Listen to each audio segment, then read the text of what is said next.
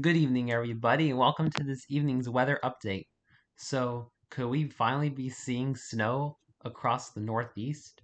It's looking possible as we have two shots of possibilities that could bring snow to the East Coast.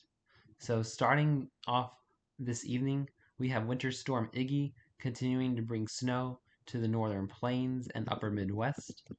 Iggy's going to move snow across Wisconsin and Michigan overnight tonight, and a quick burst of snow tomorrow morning across the Northeast before moving out by Friday afternoon. Now, here's the first storm that could bring snow to the east on January the 21st.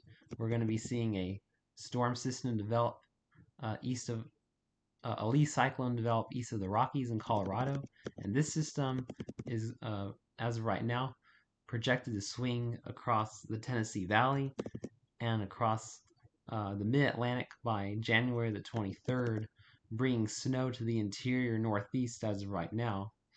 And as we are still several days out from this storm could shift northwest or it could shift to the southeast.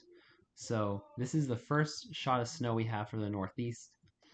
And then going into January the 24th, we have our second shot, and this system looks like the more likely shot of producing snow across the Northeast, as it's going to be a lot farther south, with our low pressure over Mississippi and Alabama potentially by Wednesday, January the 25th, and then the GFS swings it through the Ohio Valley and moves it across Pennsylvania on January the 25th, bringing widespread snow across the entire Northeast, including along the I-95 corridor. Now, this is still 7 to 8 days out, the second storm, so this is going to be shifting, this is going to be changing, but I'm going to keep you guys updated as the days progress on these two storms to see if my friends in the Northeast and Mid-Atlantic will finally see their first reasonable, decent, significant snowfall of the season.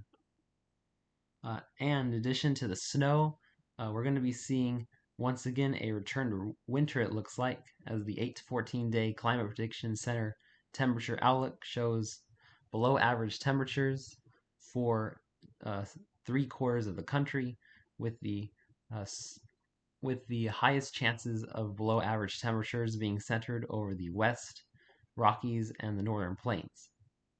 So thanks for watching this evening's weather update. I'll continue to monitor these two upcoming potential East Coast storms to see how they materialize over the coming days. Thanks for watching and have a wonderful evening, my friends.